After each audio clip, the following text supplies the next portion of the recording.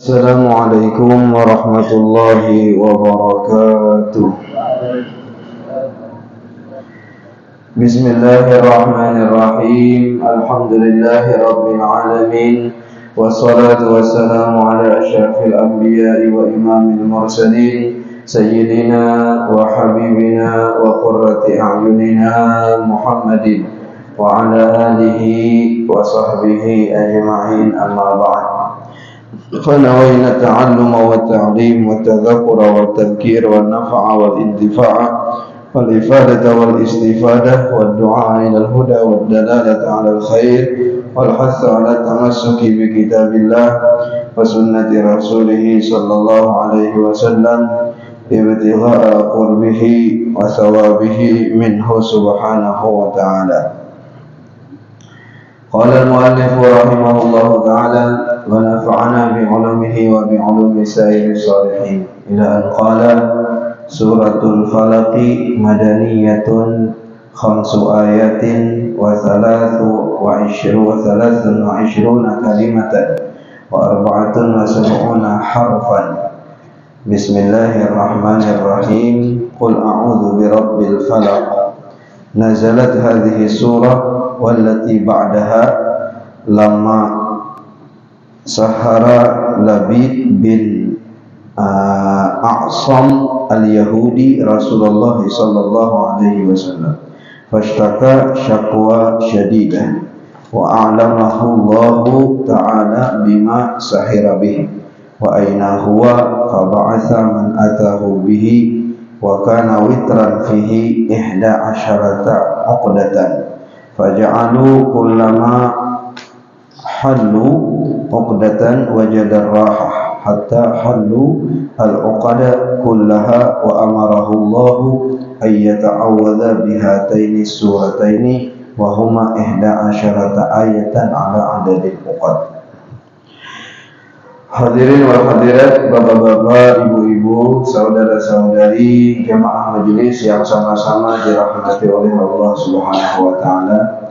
Alhamdulillah wa syukurillah, lagi dan lagi senantiasa kita bersyukur kehadirat Allah Subhanahu wa taala, senantiasa kita memuji Allah Subhanahu wa taala, yang mana Allah Subhanahu wa taala senantiasa tidak putus-putusnya melimpahkan karunia-Nya, rahmat-Nya, nikmat-Nya, hidayah-Nya, taufiknya kepada kita semua. Sampai pada malam hari ini, alhamdulillah, Allah masih panjangkan umur kita dan sehatkan badan kita. Mudah-mudahan umur kita dipanjangkan oleh Allah, disehatkan badan oleh Allah, dihindarkan dari segala macam penyakit, dijauhkan dari segala macam bala, dan diistiqamahkan kita oleh Allah Subhanahu wa taala dalam ketaatan kepadanya sampai meninggal dunia dalam keadaan husnul khatimah. Amin ya rabbal alamin. Salawat beserta salam selalu tercurah dan terlimpah keharibaan junjungan kita Nabi besar Muhammad sallallahu alaihi wasallam beserta keluarga, kerabat, zuriat, sahabat, dan orang-orang yang senantiasa istiqamah mengikuti perjuangan beliau, menghidupkan sunnah-sunnah beliau, menjaga syariat-syariat beliau ila yaumil qiyamah. Hadirin wal hadirat rahimakumullah, dahulu kita dalam tafsir membacakan surah Yasin. Alhamdulillah dari awal sampai akhir tuntung tafsir surah Yasin, yang mana ujar Nabi, segala sesuatu itu memiliki hati dan hatinya Al-Quran adalah surah Yasin. Dan aku menginginkan Yasin atau surah Yasin itu ada di hati setiap orang beriman, sehingga para salafun saleh, wali Allah dahulu ya menjadikan Yasin ini sebagai adat istiadat. Ketika kita ada arwah mahaul ataupun ada hajat lalu berkumpul baca surah Yasin, sehingga surah Yasin ini rancak kita baca sesuai dengan hadis baginda Rasulullah menginginkan surah Yasin itu ada di setiap hati orang beriman yaitu barataan hafal surah Yasin. Nah, kemudian kita mengambil tafsir dari ujung akhir surah-surah pendek di dalam Al-Quran. Nah, supaya nanti surah-surah ini kan sering kita baca, rancak kita baca dalam tarawih, dalam sembahyang, maka kita bisa tahu maknanya dan tahu tafsirnya. Bahkan sebab daripada turunnya ayat-ayat yang pendek atau surah-surah pendek ini. Kita mulai dengan surah namanya Mu'awwidzatain. Nah, yaitu dua surah akhir, surah Al-Falaq dan surah An-Nas. Dua-duanya ini turun secara bersamaan. Jadi satu paket turunnya surah Qul a'udzu birabbil falaq dengan Qul a'udzu birabbin nas, itu satu paket. Namanya surah Al-Mu'awwidzatain. Dari kata a'adza artinya melindungi. Al-Mu'awwid artinya orang yang melindungi. Mu'awwidzatain adalah dua surat yang melindungi artinya. Lalu dinamai lagi surah yang pertama adalah Al-Falaq karena di awal daripada surah itu dimulai dengan Qul a'udzu birabbil falaq. Kemudian yang satunya lagi dinamai dengan An-Nas karena memang di awal ayatnya dimulai dengan Qul a'udzu birabbin nas, seperti itu. Cuman dua surah ini dinamakan Al-Mu'awwidzatain, yaitu dua surah yang melindungi. Melindungi apa? Melindungi pembacanya atau orang yang membacanya dari gangguan syaitan, dari gangguan jin, dari serangan, dari santet, dari sihir, dan gangguan-gangguan non-medis lainnya. Nah, karena asbab turunnya daripada ayat ini memang berkaitan mengenai sihir dan santet, yaitu ketika baginda Nabi Muhammad SAW terkena sihir atau disihir oleh orang Yahudi yang bernama Labid bin Aqsam. Labid bin Aqsam orang Yahudi karena dengki dengan Nabi Muhammad dan iri dengan baginda Nabi Muhammad, benci muar dengan baginda Nabi Muhammad, lalu ia menyihir baginda Nabi Muhammad sallallahu alaihi wasallam. Nah, fashtaka syakwa syahidah, maka ketika terkena sihir itu Rasulullah sallallahu alaihi wasallam merasakan sakit yang luar biasa. Kadang-kadang sidin menghayal, kadang-kadang perasaan sidin sudah mendatangi semua bini sidin, padahal beliau tidak melakukan apa-apa. Nah, jadi apakah Nabi terkena sihir itu adalah sesuatu yang mustahil, yang tidak boleh bagi Nabi? Jawabannya boleh. Seperti mana Nabi itu yang tidak boleh terkena penyakit gila misalnya, atau yang mengurangi kehormatan para nabi. Nah, itu mustahil penyakit itu pada nabi-nabi, termasuk juga baginda Nabi Muhammad. Adapun penyakit seperti Nabi panas, garing Nabi, bahkan panas Nabi itu 2 kali lipat dari panas kita biasa, itu memang penyakit manusia. Di antaranya Nabi tadi terkena guna-guna, lalu Nabi tadi garing, sidin, kena penyakit. Dalam riwayat dikatakan sampai 6 bulan seperti itu. Nah, jadi Nabi orang yang sempurna, adalah manusia yang sempurna itu dari sifat, akhlak baiknya baginda Nabi Muhammad. Ada aja orang menguat nang sampai menyihir baginda Nabi Muhammad, menyantet sedih. Nah, apalagi orang kayak kita ini aja ya. Kalau misalnya hendak orang itu seberjaya ke tujuan kita, nah kadang mungkin itu. Nah, Nabi aja sampai disihir, disantet, dan hikmahnya daripada itu semua lalu turun ayat ini. Artinya kaina amun ada orang yang terkena sihir juga maka ada cara pengobatannya seperti mana yang telah dilakukan oleh baginda Nabi Muhammad Sallallahu Alaihi Wasallam. Bukan caranya mendatangi dukun yang kedua, malah menambah penyakit di atas penyakit. Nah, mendatangi tukang sihir yang kedua, disihir ulang deh, mendatangi ulang tukang sihir, pak kawannya juga, ya lah. Di dudustainya kadangnya datang ulang minggu kaina. Nah, barangnya pulang udah 20.000 ya, 50.000 kan. Karena minggu kaina serunya datang pulang. Nah, kata itu karena bukan mengobati penyakit, tetapi menambah penyakit di atas penyakit. Nah, lalu suatu malam Nabi Shallallahu Alaihi Wasallam beliau karena merasakan yang aneh, Sidin ngajak berkhayal, kemudian rasa sakit yang luar biasa. Lalu Sidin malam itu ujar Sayyidatina Aisyah, Rasulullah menghadap kiblat dan berdoa kepada Allah dan beriltija kepada Allah.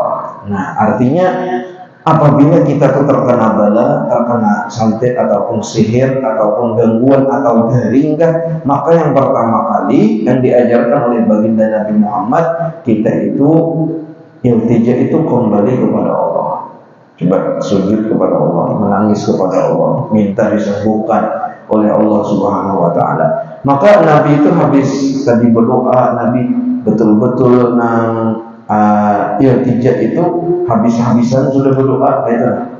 Nah, habis itu Nabi berabad pas antara guring dan kada ataupun sidin takirib, ketika itu datanglah dua orang, yaitu malaikat.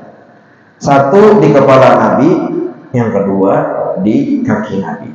Nah, lalu malaikat yang di kepala bertakun, apa garing apa kisahnya orang nih yang kayak itu. Artinya mengisyaratkan kepada Rasulullah ini garing apa? Orang nih, rajul ini, laki-laki ini garing apa sehingga sampai 6 bulan garing seperti ini. Ujar nangsa ekongnya yang di kaki, malaikat yang di kaki, innahu matbub itu masyhur, laki-laki ini terkena sihir. Nah, tahu dah Rasulullah mulai saat itu. Lalu si malaikat yang seekongnya lagi berkata, siapa pun yang menyihirnya, supaya Nabi tahu. Nah, ujar malaikat seekongnya, itu orang Yahudi yang bernama Labid bin Aqsam, nyatu muar badar dengan orang ini, dengan baginda Nabi Muhammad, sehingga dia menyihir Nabi, menyantet Nabi. Nah, kayak apa kan bisa seekongnya pulang yang menyantet Nabi itu? Nah, lalu dijawab oleh malaikat seekongnya, inya mengambil sisir baca kitanya apa? Suroi. Dan di suroi itu ada bekas-bekas rambut baginda Nabi Muhammad SAW. Diambilnya suroi dan rambut tadi, kemudian diletakkannya di mayang kurma. Halapian mayang itu kan kayak nyiur tuh ada juga mayangnya, tahu ya lah. Nah orang tua tahu, bila nyakal tahu akan tahu nih. Nah, nang ulun lihat gambarnya tadi, mayang itu nang ialah kambang kurma. Jadi sebelumnya jadi buah berkembang dulu. Nah, kayak kita kambang asam. Nah, kalau kambangnya sebelum jadi buah berkembang dulunya. Nah, kambang kurma. Nah, di kambangnya tadi itu. Nah, diambil suroi, rambut baginda Rasulullah yang ada di suroi itu diandak di mayang kurma tadi, kemudian diikat-ikatnya, diletakkannya di bawah batu, diandaknya di sumur, namanya sumur apa tadi ngarannya? Sumur Zarwan, kalau ada salah ya. Ngaran sumurnya ujar malaikat tuh di sumur Zarwan. Inya mengandak tuh malaikat bukan bilang, Nabi mendengar. Nah, imbah itu Nabi tabangun. Jelas sudah ini ujar Nabi. Nah, maka Nabi langsung memerintahkan beberapa orang sahabat. Dalam sebuah riwayat, Nabi sendiri bersama para sahabat pergi ke sumur tersebut untuk memastikan apa ujar malaikat itu. Maka dipastikan oleh baginda Nabi Muhammad, ketika Nabi melihat sumur itu, maka sumur itu airnya itu berubah menjadi merah kayak darah. Asalnya banyak, tapi karena perbuatan jahatnya orang Yahudi itu meletakkan itu di situ, maka sumur itu berubah kayak darah ujar Nabi. Kemudian sesuai dengan petunjuk malaikat tadi Nabi memerintahkan beberapa sahabat untuk mengambil sesuatu di bawah batu. Maka didapatkanlah mayang kurma tadi, yang mana di dalamnya itu ada surui dan juga rambut baginda Nabi Muhammad SAW, yang itu digunakan oleh Yahudi Labid tadi untuk menyantet ataupun mengguna-guna menyihir baginda Nabi Muhammad SAW. Nah, dalam riwayat yang lain, ketika itulah turun surah Al-Falaq dan An-Nas. Nah, dibaca Nabi surah Al-Falaq dan An-Nas, langsung ketika itu Nabi sembuh. Ujar Nabi, udah itu biirnya ataupun mayang kurma dan surui dan rambut tadi sudah dikubur aja di dalam tanah. Ada riwayat yang lain dibakar oleh baginda Nabi Muhammad SAW sampai kelihatan ada 11 ikatan rambut buhul, 11 buhul yang ada dalam ikatan rambut baginda Nabi Muhammad SAW. Nah, setiap buhul tadi mengisyaratkan di situ ada penyakit yang ditanam di tubuh orang yang disantet itu. Nah, lalu Nabi hendak melepas buhul tadi, ngalih kada Allah dilepas. Karena ini guna-guna orang yang ahli juga. Lalu Jibril turun membawa surat Al-Falaq dan An-Nas, makanya saya paket.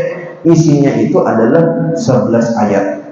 5 ayat surah Al-Falaq, 6 ayat surah An-Nas, jumlahnya 11. Dibaca oleh baginda Nabi Muhammad, Jibril dibaca oleh Nabi, Qul a'udzu birabbil falaq. Maka terlepas langsung satu buhul ikatan itu. Kemudian Nabi melanjutkan, apa lanjutannya? Min syarri ma khalaq, terlepas pulang buhul yang kedua. Kemudian Nabi lanjutkan lagi, wa min syarri ghasiqin idza waqab, terlepas buhul yang ketiga. Wa min syarri naffatsati fil 'uqad, nah terlepas buhul yang keempat. Wa min syarri hasidin idza hasad, maka terlepas buhul kelima. Terus seterusnya Nabi sambung, qul a'udzu birabbin nas, terlepas satu buhul berikutnya sampai 12 buhul. Dan Nabi merasakan setiap buhul itu lepas, maka ada seakan-akan Nabi itu mendapatkan satu ketenangan atau satu penyakit hilang dari tubuh Nabi. Nah, itu orang disantet itu rupanya. Kemudian ketika buhul yang kedua tadi hilang, di sini tulisannya kullama halla uqdatun, setiap kali uqdah buhul itu terlepas, maka Nabi wajadarrah, maka Nabi mendapatkan seperti ketenangan, nyaman, banyaman awak sidin. Kemudian buhul yang kedua lepas, banyaman lagi, hatta halau al-uqad kullaha, sampai semua buhul itu lepas, maka Nabi langsung sembuh daripada apa yang dirasakan oleh sidin. Nah, jadi kenapa dinamakan muawwidzatain tadi? Yaitu ayat ini melindungi. Maka Nabi bersabda, barang siapa yang istiqamah membaca dua surah ini, maka tidak ada gangguan syaitan, gangguan jin ataupun sihir ataupun yang lainnya yang bisa menyentuh orang tersebut. Nah, jadi hikmah daripada Nabi terkena sihir dan kemudian turun surat Al-Falaq dan An-Nas diantaranya untuk memberikan pelajaran kepada kita, kepada umat baginda Nabi Muhammad. Bila terkena seperti ini, hendaklah dibacakan ayat ini, hendaklah diruqyah, dia sendiri berdoa kepada Allah, dia sendiri menjaga sembahyang, apalagi sembahyang duha, karena orang yang menjaga sembahyang duha, sembahyang 5 waktu, maka dia tidak akan bisa diganggu oleh makhluk seperti jin atau serangan ataupun yang lainnya. Kemudian diruqyah. Nah, kemudian diruqyah. Kemudian sihir itu atau santet itu, dia menggunakan sesuatu bagian yang terlepas daripada tubuh seseorang. Nah, misalnya seperti kuku, kita menggunting kuku kita tadi diambil orang misalnya, itu dengan kuku tadi bisa orang menyantet kita. Kemudian rambut, potongan rambut, itu juga menggunting. Kalau bekas potongannya itu bisa diambil. Kemudian bahkan baju yang pernah dipakai, salawar yang pernah dipakai, kopiah yang pernah dipakai, dan juga bisa memakai foto, gambar. Nah mana nak disantet ya dokonnya, nah fotonya ya. Nah ada gambarnya, ini gambarnya, atau ini salawarnya, ini rambutnya. Nah, sehingga sunnah baginda Nabi Muhammad SAW itu adalah mengubur setiap yang terlepas daripada tubuh kita. Kalau nimbah motong kokok, sisanya tadi dikubur, ataupun diandak lah, yang bagus itu dikubur. Nah kayak kita begunting juga, bagusnya rambut itu dikubur untuk supaya lebih aman. Nah supaya orang ada kaum kalau menyantet. Nah kalau Nabi tadi kan dengan cara rambut bekas suryan, rambut Nabi itu panjang, rambut Nabi itu yang bisa ingin pundak. Nah biasanya Sayyidatina Aisyah itu menyisirkan atau menyuruhi baginda Nabi Muhammad SAW. Nabi bisa di masjid, tapi Nabi memasukkan kepala Nabi ke ghurfah, ke kamar. Nah, jadi Nabi di masjid memasukkan kepala baginda Nabi Muhammad itu ke kamar, lalu Sayyidatina Aisyah menyuruhi Nabi SAW. Karena rambut itu panjang, mungkin ada rambut-rambut yang ada di seluruh itu. Nah melalui rambut itu, orang Yahudi itu menyihir baginda Nabi Muhammad SAW. Nah, ini asbabun nuzul, sebab turunnya daripada surah Al-Falaq dan An-Nas. Maka dinamakanlah surah itu dengan Mu'awwidhatain, yaitu surah yang melindungi. Maka ujar Nabi setelah 2 surah itu turun, maka aku sudah cukup dengan membaca 2 surah itu daripada surah-surah yang lain. Artinya dengan 2 surah itu sudah cukup untuk melindungi diri kita daripada gangguan macam sihir dan lainnya. Nah kemudian setelah Nabi itu mengetahui dengan betul bahwasanya beliau itu disihir, diguna-guna oleh orangnya yang Nabi mengetahui. Artinya orangnya tuh tahu, lain nang bisikan nang bubuhan nang nang bubuhan nang dukun juga ya, dukun itu orang di rumah ikam jangan manu jangan. Itu jangan percaya, amun dukun jangan percaya. Ini malaikat memberitahu dan betul bahwasanya rambut Nabi, kemudian surui Nabi, mayang kurma tadi ditemukan di tempat yang diberitahu oleh malaikat. Tapi ujar Sayyidatina Aisyah, wahai Rasulullah, kenapa tidak engkau beritahukan kepada manusia? Nabi memilih untuk diam. Itu kenapa Nabi kadang beritahu manusia mengumpulkan, aku terkena sihir, kemudian kalau terkena sihir, Nabi memilih diam. Ujar Nabi, aku takut kalau aku beritahu, aku sebarkan kepada orang banyak, maka orang-orang munafik mengetahui bahwasanya sihir itu bisa masuk kepada orang beriman, sehingga mereka orang-orang munafik, orang-orang jahat itu akan mempelajari sihir dengan sebetul-betulnya, sedetail-detailnya, sehingga digunakannya untuk mengganggu orang-orang beriman. Maka Nabi lebih memilih diam sini, bahkan tidak membalas. Bahkan Nabi itu kalau ingin membalas, Nabi bisa. Tetapi ingat, ini sudah kaidah dalam kehidupan baginda Nabi Muhammad. Apabila yang disakiti itu adalah diri baginda Nabi Muhammad, jasad sidin, maka sidin memilih untuk diam, tidak membalas. Itu di dalam Arawi, di dalam Maulid Niba. Apabila seseorang menyakiti beliau, maka beliau memilih diam dan tidak membalas. Nah, karena yang disakiti itu adalah jasad baginda Nabi Muhammad.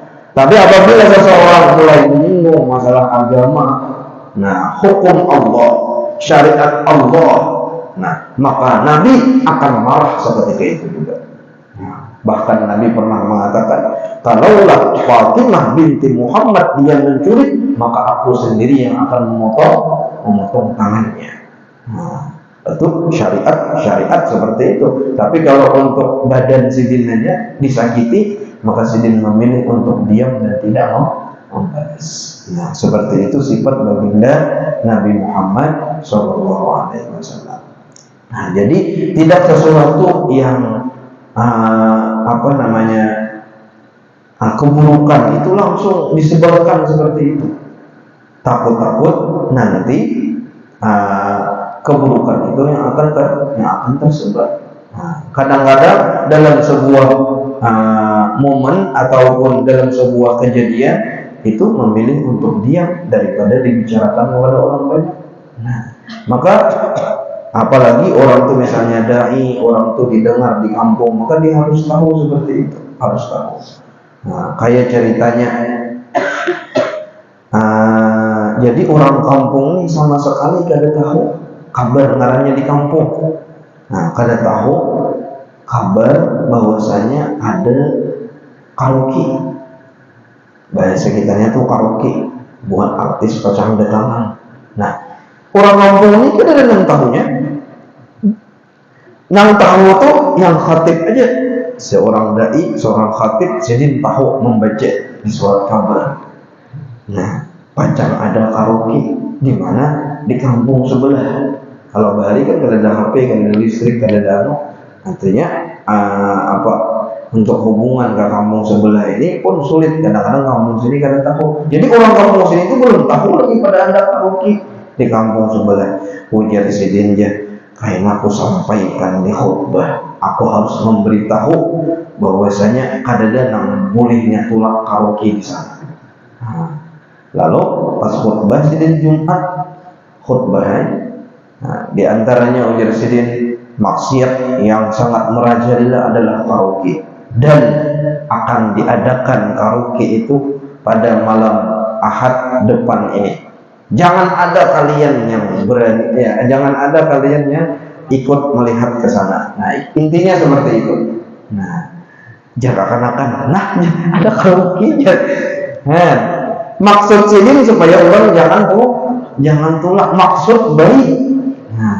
Tidak sesuatu yang keburukan yang harusnya disebarkan, harusnya didiamkan itu disebarkan. Amun disebarkan malah buruk, sehingga orang-orang yang kada tahu, jadinya pemuda-pemuda yang kada tahu pada ada karaoke, timbul melewati khutbah tadi tahu bahwasanya akan ada karaoke, pasti akan buatnya. Itu diantara itu seperti mauqif sama dengan baginda Nabi Muhammad SAW, beliau lebih memilih diam. Karena tarku izalatil mafsadah li khaufi mafsadatin a'zam minha. Meninggalkan kisah mengisahkan itu baik aja, baik, memperingatkan itu baik, baik memperingatkan orang dari apa. Cuman dilihat setelahnya itu. Kalau setelahnya itu ada membuat kerusakan, keburukan yang lebih buruk, maka lebih baik meninggalkan itu. Nabi menyandang seorang penyakit tadi. Ini yang berkaitan mengenai syahid. Maka ajaran baginda Nabi Muhammad, apabila seseorang terkena sihir, berdoa, iltija kepada Allah, minta tolong kepada Allah. Kemudian dengan cara diruqyah dengan ayat-ayat Al-Quran. Ada syarat-syaratnya ruqyah itu. Tidak boleh dengan bacaan-bacaan yang kada dipahami. Tidak boleh dengan bacaan-bacaan mantra-mantra yang ada di situ syirik, yang ada di situ memuji kepada jin, menyembah kepada jin, atau memuji makhluk lain selain daripada Allah yang ada di dalamnya kesyirikan. Tidak boleh. Dibacakan sidin mantra macam-macam. Ini ulun ini sampai wah ini kada kau melipat ini jari yang di tengah nih, karena dahulu suara rabah dulu di sepeda motor, parah dulu di kandangan. Ini 7 kali mau urut, di antaranya pengalaman tuh sampai ini kan baik-baik. Tapi ujar orang tukang urut di sini, jakannya mulai awal itu diurut di sini, artinya orang yang ahli di sini ditarik kayak gini, mau bujur. Cuman kira-kira yang mau urutnya di sana tuh 7 orang tuh ya, artinya belum lagi Allah beri kesembuhan gitu. Jadi sampai ini kan mau lipatnya, nggak mau dilipat. Kalau kayak sini kalau dilipat. Di antara yang 7 itu, di antara keurutan yang ulun datang itu, sidin itu imbah kami datang, tunggu dulu di sini. Ulun apa? Soalnya mengambil karis, menggetar sidin. Jangan baca-baca apa kali baca sidin. Ulun ngambil kawan nih, apa sidin nih? Itu mengambil ke bawah yang ranjang taknya. Ulun karis, dia pakai sidin. Soalnya sidin nelpon. Bepandir lawan karis tadi. Apa kali pandir sidin? Kawannya di IG, anu jawil harus apa aja sih kami ketawaan aja. Nah, habis itu intinya imbau itu teleponan tadi, dia sidin di dalam ini ada orangnya. Ada jinnya aja loh, parah ya sudah gini. Orang suruh mau urut, misalnya ada jinnya di dalam. Nah, orang nggak habis rabal ya kalau, kayak itu tuh. Ujar Nabi, man ata arafan, barang siapa mendatangi orang pintar, atau kahinan ataupun dukun, fasaddaqahu bima yaqul, kemudian dia membenarkan apa yang dikatakan oleh orang pintar itu, oleh dukun itu, faqad kafara bima unzila ala Muhammadin sallallahu alaihi wasallam, maka dia telah kafir daripada dengan apa yang dibawa oleh baginda Nabi Muhammad SAW. Ada percaya Al-Quran, ada percaya Allah Ta'ala, ada percaya lawan hadis baginda Nabi Muhammad SAW. Dalam riwayat yang lain, man ata arrafan, barang siapa mendatangi orang pintar, fasa'alahu an syai'in, lalunya menanyakan sesuatu. Nah, sesuatu apa ditanyakannya? Napa ulun ini? Nah, 30 tahun deh, kayak ada orang menghendaknya. Gitu. Maka betapun seperti itu, lam tuqbal lahu salatu arba'ina lailatan, maka Allah tidak menerima sembahyangnya 40 hari. 40 hari sembahyangnya tidak diterima oleh Allah Subhanahu wa taala.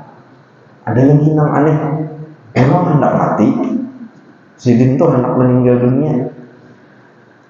Lalu ada yang menelpon orang pintar nih, ditelepon, hujan. Sidin itu jadi kada mati itu ada 4 orang menghalanginya, berdua di kepala, berdua di betis. Selama 4 kali diusir, kada mati sidinnya. Alhamdulillah jalan. Soalnya malaikat maut itu takutan lawan siapakah malaikat maut? Adakah malaikat maut takutan? Tidak. Dan sebelum sampai ajalnya, amun sampai ajalnya malaikat maut datang. Karena namanya malaikat maut Jibril itu di menjar Allah cabut nyawa malaikat Jibril, dicabut oleh malaikat siapa? Israel. Malaikat Israel itu terkenal daripada malaikat Israel. Jauh. Hamalatul Arsh, malaikat Israel. Nah, malaikat Israel itu 7 lapis bumi dan 7 lapis langit. Itu hanya ingin introduksi dirinya. Genal malaikat Israfil. Memiliki 100.200 atau 1.200 berapa? 1.000 lebih 1.400 1.200 sayap. Satu sayapnya malaikat Israfil itu kawal menutupi semua sayap Jibril. Sedangkan Jibril memiliki berapa sekarang? 600 sayap. Satu sayap Jibril apabila dibentangkan menutupi semua alam jagat raya ini. Nah, satu sayapnya Israfil menutupi semua 600 sayap Jibril. Malaikat Israfil yang benar itu ya disuruh oleh Allah mencabut oleh malaikat Israfil, dicabut oleh malaikat Israel. Apalagi jin-jin yang biasa ataupun malaikat mana ya tak ada malaikatnya yang menunggu, ternyata dulu aktif dulu menunggu ya lah. Tapi ini betapun lawan dukun maka itu, betapun orang pintar maka itu tuh jangan kada diusir jangan berempat. Aduh mati sih dia, lihat sakit sih dia kada mati aja, kada nang berempat tuh diusir. Mbah beda teleponan, mbah itu ada nang betapun bila dia datang dia berapa biasanya beri 2,5 kah 3,5 kah? 3,5, 250.000, 350.000 memberi sidin untuk mengusir orang berempat tadi. Larang pada suntik lagi, ya kan? Nabi mengarahkan kepada kita, Nabi mengajari kepada kita bacakan 2 surah Yasin atau surah Ar-Ra'd. Yasin dan Ar-Ra'd. Amunnya pina lapah benar dasidin. Abah mama kita atau nini kita lapah benar dasidin misalnya dilihat, bacakan surah Ar-Ra'd, bacakan surah Yasin. Nah, artinya mempermudah, meringankan sakaratul maut, mempermudah sidin meninggal dunia. Jangan menelpon dukun tadi. Ya, mana bayar 350.000, bayar 250.000. Nah, coba seorang santri baca ataupun pian mang bisa baca, ucapan itu dia dengan sini. Insyaallah pada lawas Allah mudahkan meninggalnya. Nah, jangan bertakon lawan dukun. Bila lawan dukunnya macam-macam kayak bukan jadi satu masalah itu selesai, tetapi masalah tambah masalah. Nah, ini asbabun nuzul daripada surah Qul a'udzu birabbil falaq dan Qul a'udzu birabbin nas. Insyaallah nanti kita akan lanjutkan lagi untuk membacakan artinya dan lagi makna-maknanya di majelis yang akan datang insyaallah. Al-Fatihah.